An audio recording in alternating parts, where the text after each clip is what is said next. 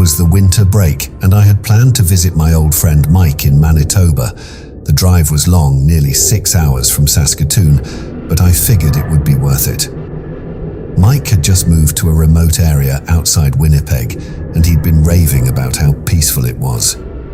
Peaceful wasn't exactly how I'd described the journey. The snowstorm had started earlier that day, and by the time I hit the provincial highway, visibility was down to almost nothing. I should have turned back, but I'd promised Mike I'd make it. He'd been going through a rough patch since his divorce, and I didn't want to disappoint him. The road was desolate, just endless white snowbanks and the occasional cluster of trees. About halfway there, I noticed a car pulled over on the side of the road. Its hazard lights blinked faintly through the storm. Normally, I wouldn't stop. My dad had drilled the "don't pull over for strangers" rule into me. But something about the car seemed odd. There were no tracks leading up to it, as if it had just appeared out of nowhere. Still, the thought of someone stranded in this weather made me stop. I rolled down my window slightly and called out, "Everything okay?" A man emerged from the car, bundled in a heavy coat and scarf. His face was partially covered, but his eyes looked desperate. "I'm out of gas," he said, his voice muffled by the wind. "Can you give me a lift to the nearest town?" The nearest town was about 20 kilometers back. It would add at least an hour to my trip. I hesitated, glancing at the nearly empty passenger seat. Something about the way he stood there, too calm for someone stranded in a storm, made my stomach knot. "I'm really sorry," I said, trying to sound apologetic. "I don't have much gas left myself. Maybe call for help." "No signal out here," he replied, stepping closer to my car. His tone wasn't angry, but it wasn't pleading either. It was flat, matter of fact. I felt a wave of panic, but kept my face neutral. "I'll let the authorities know when I reach the next town," I said quickly. "They'll send someone." Before he could respond, I rolled up the window and drove off, my hands gripping the steering wheel tighter than ever. In the rearview mirror, I saw him standing there, motionless, watching my car disappear into the storm. It took me another 3 hours to reach Mike's house. By then, the storm had worsened, and the road was nearly impassable. Mike greeted me with a warm drink and a hearty laugh about my timing. I didn't tell him about the man. I didn't want to sound paranoid. The next morning, over breakfast, Mike turned on the radio. The local news caught my attention immediately. A body had been found in an abandoned car on the same stretch of highway I'd driven. The details were scarce, but the reporter mentioned signs of a struggle and footprints leading away from the car. I didn't say anything to Mike, but my mind was racing. Could it have been the same man? What would have happened if I'd let him into my car? To this day, I don't know what his intentions were or if he was even the person the police found. But every winter, when the cold sets in and the roads turn to ice, I think about that night and how close I came to inviting danger into my car.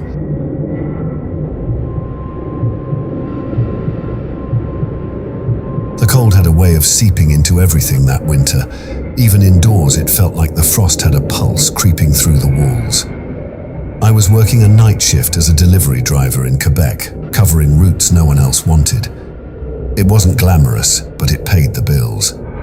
That particular night, I had a late drop-off just outside Trois-Rivières, in a rural area I'd never been to before. The package was marked urgent in bold red letters, and my dispatcher was adamant that it had to be delivered before midnight. Snow was already piling up on the streets as I loaded it into the van. A small, heavy box with no sender's name, just an address. The drive was uneventful at first. The city lights faded behind me as I merged onto a narrow, unlit road. Snow blanketed everything, transforming the landscape into a never-ending stretch of white.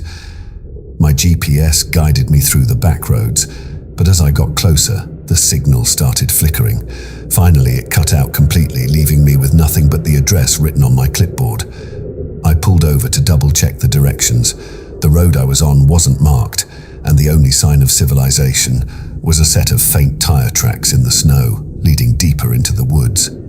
Against my better judgment, I decided to follow them. The delivery deadline was pressing, and I didn't want to lose my job over a missed package. About a kilometer in, the tracks stopped abruptly. I slowed the van, squinting through the windshield. Up ahead, there was a house, if you could call it that. It was more of a cabin, barely visible in the dim glow of my headlights. The windows were dark, and no smoke came from the chimney. But the address matched, so I figured this was the place. I grabbed the package and stepped out into the cold. The snow was deeper than I'd realized, swallowing my boots with every step. As I approached the front door, I noticed something strange. The porch was clear. No snow, no ice, just bare wood, as if someone had swept it moments before. I knocked twice, no answer. I knocked again, harder this time, my gloved hand echoing against the wood. Still nothing. "Delivery!" I called out, my voice muffled by the cold. The door creaked open slightly, just enough to make me stop. I stared at the gap, half expecting someone to peek out, but there was nothing, just the faint smell of burnt wood drifting out. My heart thumped as I pushed the door open a little further, just enough to slide the package inside. "Here's your delivery," I said, more to fill the silence than anything else. I backed away quickly, pulling the door shut behind me. As I turned to leave, I heard it, a faint sound, like footsteps crunching in the snow. I whipped around, scanning the woods, but there was no one there. My breath fogged the air as I hurried back to the van, the uneasy feeling growing with every step. I climbed into the driver's seat and locked the doors. As I started the engine, the headlights illuminated the porch. The package I'd left inside was now sitting on the steps, perfectly placed, as if waiting for me to come back. I didn't wait to figure out how it got there. I threw the van into reverse and sped down the unmarked road, not stopping until I hit the main highway. By the time I reached the depot, the snow had turned into a full-blown blizzard. I handed in my route sheet and didn't mention a word about the cabin. A week later, I overheard my dispatcher talking about a missing driver who'd been assigned the same area. His van was found abandoned near the woods, with no sign of him or the package he'd been delivering. I never asked for more details, but I quit the job the next day. Whatever was out there in those woods wasn't worth finding out.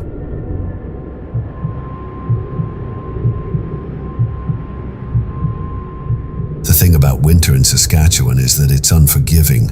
The cold doesn't just nip at you, it consumes you, seeps into your bones and doesn't let go. I've lived here my whole life, but that December I learned just how dangerous the season could be. I work as a field technician, which means a lot of driving to remote sites. Most days it's uneventful, just me, the truck, and hours of radio static. That day, I had a repair call out in the middle of nowhere, near a farming community an hour north of Regina.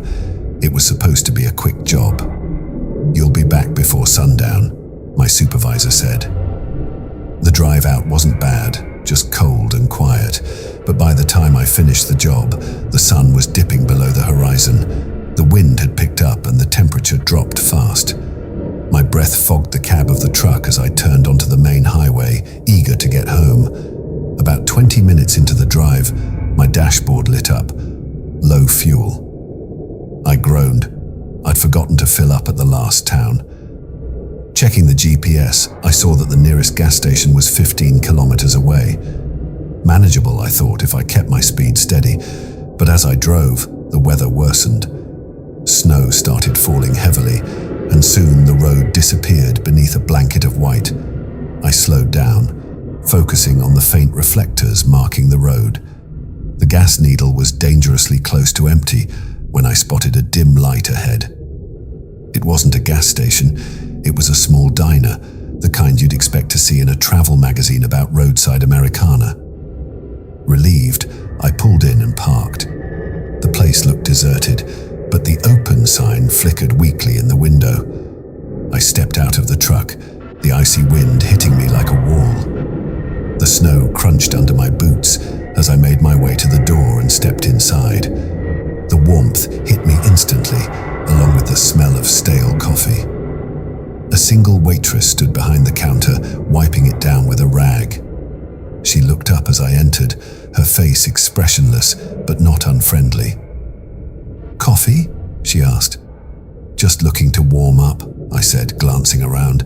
The diner was empty, save for a man sitting in a booth by the window. He was hunched over a steaming cup, his face hidden by the brim of a hat. "Road's bad out there," the waitress said, pouring me a cup anyway. "Storm's only getting worse." "Do you know if there's a gas station nearby?" I asked. She shook her head. "Not for another 20 kilometers. You'll be lucky to make it in this weather." I sat at the counter, sipping the coffee and staring at the man in the booth. Something about him felt off. He hadn't moved since I came in, hadn't even looked up. "You traveling alone?" the waitress asked suddenly, breaking the silence. "Yeah, just trying to get back to Regina," I said. She hesitated, then leaned in slightly.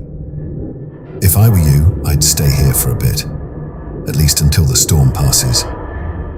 Her tone was calm but firm, and it sent a chill through me, not from the cold, but from the way she said it, like she knew something I didn't. I glanced at the man again. This time, he looked up, meeting my eyes. His face was weathered, his expression unreadable. Slowly, he got up, placed a few bills on the table and walked out without a word. The door swung shut behind him, and I watched through the window as he disappeared into the snow. "You shouldn't follow him," the waitress said quietly. I frowned. Why would I? But she cut me off. "Just wait here. Trust me." Her words didn't make sense, but something about her urgency kept me seated.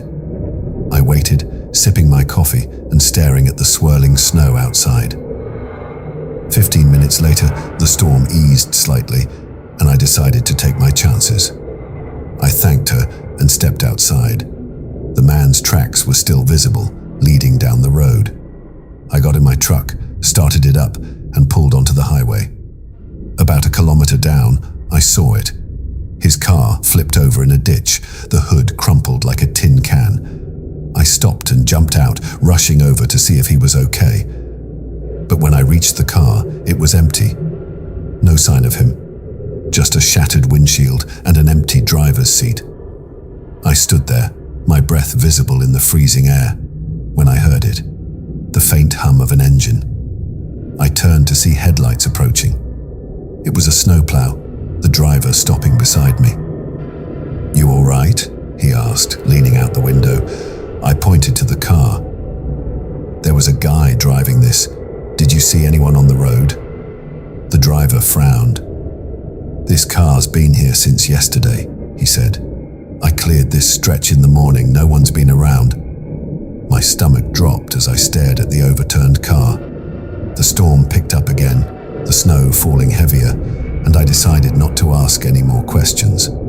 I got back in my truck and drove straight home. I don't know who that man was or why the waitress told me to stay put, but I'll never forget the look in her eyes. It was as if she knew what I'd see, or wouldn't see, down the road.